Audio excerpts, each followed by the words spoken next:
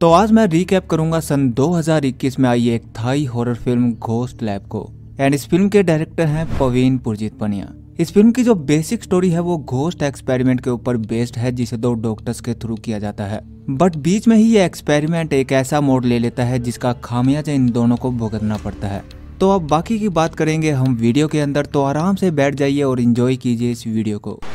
तो इस फिल्म की शुरुआत में हम डॉक्टर वी को देखते हैं, जो कि अपने सामने मैनिक्विन्स को देखकर डर जाता है। ये सिर्फ एक प्रैंक था जो कि डॉक्टर ग्ला ने उसके साथ किया था, क्योंकि डॉक्टर वी का कहना था कि वो घोस्ट वगैरह से नहीं डरता। वी और ग्ला काफी अच्छे दोस्त थे, लेकिन इनकी सोच बिल्कुल अलग थी। ग्ला का मानना था कि हमारी दुनिया में डीमन स्पिरिट्स वगैरह मौजूद हैं, बट वी को इस सब पर बिल्कुल भी यकीन नहीं था। अब इसी बीच वहां पर नर्स आकर उन्हें एक पेशेंट के बारे में बताती है कि उसने अपने पूरे घर में आग लगाकर अपनी फैमिली को मार डाला और वो खुद भी बुरी तरह से जल चुका था, लेकिन जब उसे हॉस्पिटल लाया गया तो आखिर में वो भी मारा गया। इस पर डॉक्टर ग्ला उससे कहते हैं कि अगर तुम्हें इसके बारे में और कोई अपडेट मिले तो मुझे बताना, यानी कि उसकी स्पिरिट्स वगैरह दिखे तो। और ये सुनकर वहां पर बाकी सब हंसने लगते हैं सिवाय डॉक्टर वी के। वी को यह मजाक बिल्कुल भी अच्छा नहीं लगता और वो वहां से चला जाता है। अब यहाँ पर जो वी था वो लगभग सारा समय हॉस्पिटल के अंदर ही रहता था, लाइक वही उसका घर हो। और इसका रीजन था उसकी मॉम, जो कि लगभग 8 साल से कोमा में थी और उसका इलाज इसी हॉस्पिटल में चल रहा था। एंड वी के डॉक्टर बनने का रीजन भी उसकी मॉम ही थी, क्योंकि वो अपनी मॉम को पूरी तरह से ठीक करना चाहता था। एंड उसकी लगभग पूरी इनकम अपने मॉम के इलाज पर ही लग जाती थी। बट यहाँ पर अच्छी बात ये थी कि वो अपनी मॉम से बहुत प्यार करता था। इसी बीच में हम यहाँ पर डॉक्टर ग्ला और उसकी गर्लफ्रेंड माई को भी देखते हैं, जो कि वी के बारे में ही बात कर रहे थे।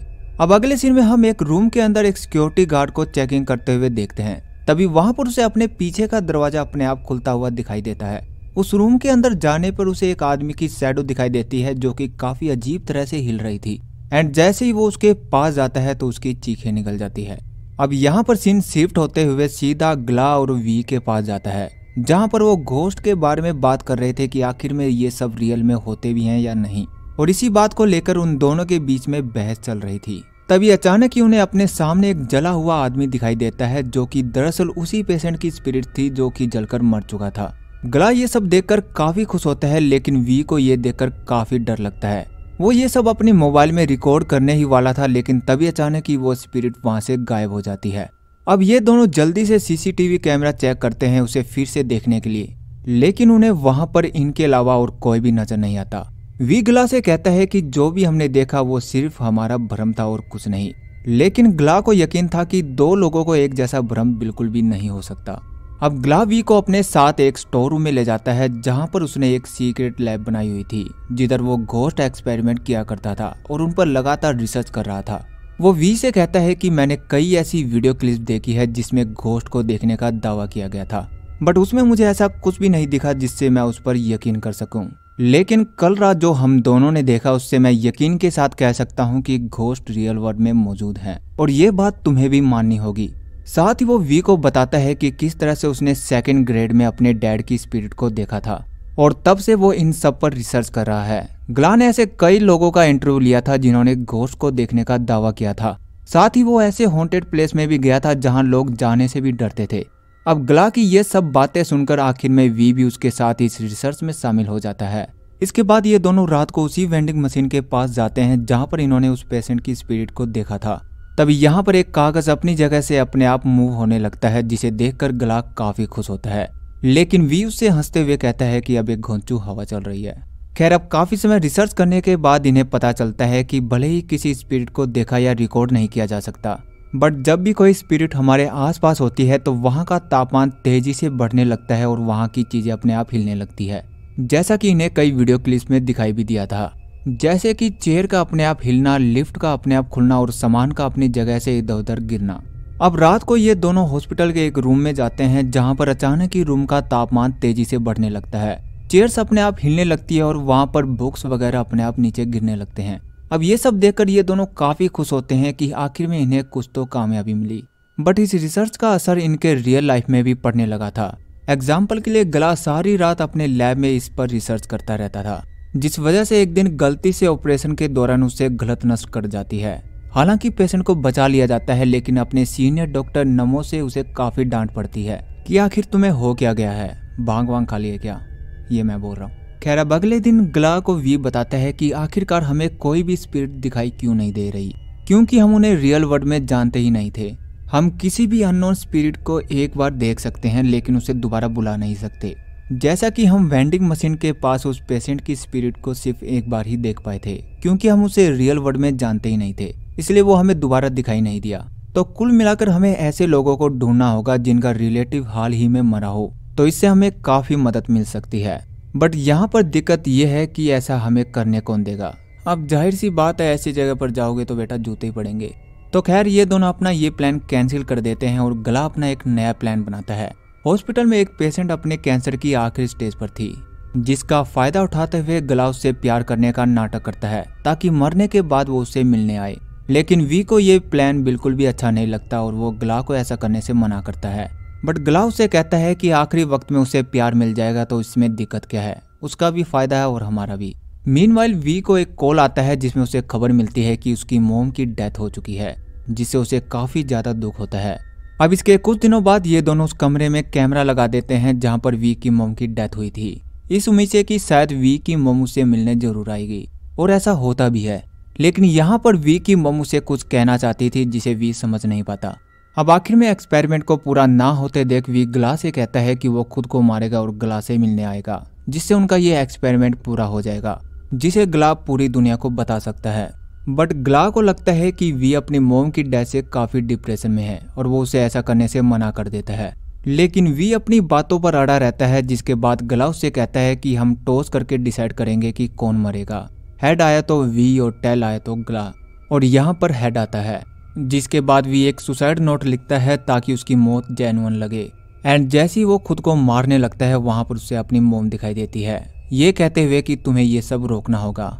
जिसके बाद वो खुद को नहीं मार पाता, बट यहाँ पर ग्ला उसे वो गन छीन लेता है और वो खुद को गोली मार देता है, ये कहते हुए कि अब हम यहाँ पर नहीं रुक सकते। अब अगले सीन में हम वी को ग्ला की स्पिरिट के साथ एक स्टेज पर देखते हैं और ये दोनों काफी खुश थे, यानी कि इनका एक्सपेरिमेंट अब पूरा हो चुका था। बट तभी यहाँ पर ग्ला की गर्लफ्रेंड माई आती है और वो ग्ला की मौत का जिम्मेदार वी को बताती है, ये कहते हुए कि तुम कोई डॉक्टर नहीं हो, तुम एक खूनी हो, और ये कहते हुए वो खुद को शूट कर लेती है। इसी बीच वी की नींद खुल जाती है और उसका ये नाइटमेयर टूट जाता है, यानी कि ये जो कुछ भी था वो सब एक सपना था। उधर ग्ला की मॉम और उसकी गर्लफ्रेंड ये सोचकर काफी दुखी होते हैं कि आखिर ग्ला ने सुसाइड क्यों किया। बट यहाँ पर चाहकर भी उन सबको सच नहीं बता पाता एंड इस सब के लिए वो खुद को ब्लेम करने लगता है, और ये सब सोचते हुए वो हॉस्पिटल की छत से सुसाइड करने की कोशिश करता है। बट तभी वहाँ पर ग्ला की स्पिरिट आकर उसे ऐसा करने से रोक देती है, और ये सब देखकर वी काफी खुश होता है, ये कहते हुए कि मैं जानता था तुम जरूर आओगे। इसके बाद वी लैब में जाता है और ग्ला को बुलाने की कोशिश करता है, लेकिन ग्ला वहाँ पर नहीं आता। वो समझ जाता है कि जब भी वो किसी मुसीबत में होगा ग्ला उसे बचाने जरूर आएगा, और ये सब सोचते हुए वो खुद की उंगली काटने की कोशिश करता है, जिसके बाद ग्ला उसे ऐसा करने से रोक देता है। अब यहाँ पर ग्ला उसे लैपटॉप पर टाइपिंग के जरिए बात करने की कोशिश करता है, जिससे वी को पता चलता है कि ग्ला दूसरी स्पिरिट्स को नहीं देख सकता और ना ही दूर की चीजों को देख सकता है। अब यहाँ पर वी काफी साइंटिफिक बात करने लगता है, लाइक H2O, पानी, हवा वगैरह वगैरह, जो कि मेरे बिल्कुल समझ में नहीं आया। हाँ, यहाँ पर यह जरूर पता चलता है कि किसी भी स्पिरिट को बुलाने के लिए उसे उकसाना काफी जरूरी होता है। अब इसी बीच ग्ला की स्पिरिट लैपटॉप पर बीच टाइप करके वहां से चली जाती है, जो कि वी को बिल्कुल भी समझ नहीं आता। अब अगले दिन वी ग्ला के घर जाता है, जहां पर उसे एक बीच की फोटो दिखाई देती है। ग्ला की मॉम वी को बताती है कि ये उसके होम टाउन की फोटो है। अब इसी बीच वी के फोन पर खाक आई टाइप होता है, जिसके बारे में पूछने पर ग्ला की मॉम से बताती है कि उसकी फेवरेट डिश हुआ करती थी, जिसके बाद वो वी को ये खाकर जाने के लिए कहती है। अब यहाँ से निकलने के बाद ग्ला उसे ये सब रोकने के लिए कहता है, लेकिन वी अब ये एक्सपेरिमेंट किसी भी हाल में पूरा करना चाहता था। इसके बाद ग्ला की स्पिरिट कई दिनों तक उससे कांटेक्ट करना बंद कर देती है। इस बात से परेशान होकर वी फिर से अपनी उंगली काटने लगता है, इस उम्मीद से कि शायद वो उसे बचाने जरूर आएगा, लेकिन इस बार उसकी उंगली कट जाती है। अच्छा हुआ छत से नहीं कूदा। खैर मरहम पट्टी करवाने के बाद जैसे ही वो अपने स्टोर रूम की तरफ जाता है तो वहाँ पर वो माई को देखकर काफी हैरान होता है कि आखिर ये यहाँ पर कर क्या रही है। माई उससे कहती है कि वो यहाँ पर ग्ला का लैपटॉप लेने आई है, जो कि उसे नहीं मिल रहा। यहाँ पर वी भी उसे झूठ कह देता है कि वो भी उस लैपटॉप को ढूंढ रहा है, जिसके बाद माई वहाँ से चली जाती है। अभी जैसे ही लैब के अंदर जाता है तो उसे वहाँ पर वो लैपटॉप नहीं मिलता, यानी कि माई डेढ़ जाने निकली। इसके बाद वी जल्दी से माई के घर जाता है और उसे झूठ कहता है कि उसे वो लैपटॉप उसके कार की डिक्की में मिला था। मैंने तुमसे झूठ बोला क्योंकि मैं जानना चाहता था कि ग्ला ने सुसाइड क्यों किया, लेकिन मुझे उस लैपटॉप का पासवर्ड नहीं पता था। इसके बाद माई उसे अंदर बुला लेती है और वो दोनों ग्ला के बारे में बात करने लगते हैं। तभी अचानक ही लैपटॉप में फोल्डर्स अपने आप खुलने लगते हैं, जिसे देखकर वी जल्दी से लैपटॉप को बंद करके वहां से चला जाता है, ये कहते हुए कि वो इस पासवर्ड को अपने फ्रेंड से खुलवा लेगा और उसे जरूर बताएगा। अब लिफ्ट से जाते वक्त वी ग्ला पर काफी गुस्सा होता है कि आखिर तुमने वो फोल्डर्स क्यों खोले, लेकिन यहाँ पर ग्ला टाइप करता है कि उसे सब कुछ बता दो, यानी कि माई को, लेकिन वी ये सब करने से उसे मना कर देता है। जिसके बाद अचानक ही लिफ्ट तेजी से नीचे गिरने लगती है और बीच में आकर रुक जाती है, जिसके बाद वी किसी तरह वहां से निकलकर भाग जाता है। इसके बाद वी माई को लैब में बुलाता है, ये कहकर कि लैपटॉप खुल चुका है, बट माई के वहां आने पर वी कॉफी में नींद की दवा मिलाकर उसे बेहोश कर देता है ताकि वो माई के जरिए ग्ला को वहां पर बुला सके, और ऐसा होता भी है। ग्ला वहां पर आ जाता है, लेकिन वो वी की बुरी तरह से धुलाई करने लगता है। इसके बाद ग्ला वी को फ्लोर से नीचे गिर देता है, जिसके बाद उसकी एक टांग टूट जाती है। वो वी को घसीटते हुए मोर्चुरी की तरफ ले जाता है, जहां पर ग्ला की डेड बॉडी पड़ी थी। अब यहाँ पर ग्ला की स्पिरिट अपने डेड बॉडी में चली जाती है, जिसे देखकर वी काफी खुश होता है कि आखिरकार उनका ये एक्सपेरिमेंट पूरा हुआ। लेकिन तभी ग्ला उसे बुरी तरह से मारने लगता है और आखिर में उसका गला दबा देता है। इसके बाद वी खुद को ग्ला के पास पाता है, जहाँ पर ग्ला उसे ये सब रोकने के लिए कहता है, ये कहते हुए कि मैं गलत था इस एक्सपेरिमेंट को लेकर, हम दूसरों को और नुकसान नहीं पहुंचा सकते, तुम्हें ये एक्सपेरिमेंट अब यहाँ पर रोकना होगा, अपनी मॉम के लिए और दूसरों के लिए। और ये कहकर वो वहां से चला जाता है। तभी अचानक ही वी को होश आता है और ग्ला की डेड बॉडी भी नीचे गिर जाती है, जिसके बाद वो ग्ला की डेड बॉडी को गले लगाकर रोने लगता है। अबे नंगा है, क्या कर रहा है। अब अगले सीन में हम वी को हॉस्पिटल में एडमिट देखते हैं। यहाँ पर डॉक्टर नमो डिटेक्टिव को बताता है कि अपनी मॉम की डेथ के कारण ये काफी डिप्रेशन में चला गया था, जिस वजह से इसकी यह हालत हुई है। अब हॉस्पिटल से डिस्चार्ज होने के बाद वी अपने घर जाता है और लैपटॉप में से सभी फोल्डर्स को डिलीट करके वो लैपटॉप माई को दे देता है। यहाँ पर माई उसे बताती है कि कल रात उसके सपने में ग्ला आया था, उसके हाथ में एक मैगजीन थी जिसमें तुम दोनों की फोटो छपी हुई थी, और ये सुनकर वी काफी खुश होता है। एंड इसी के साथ होता है इस मूवी का दी एंड।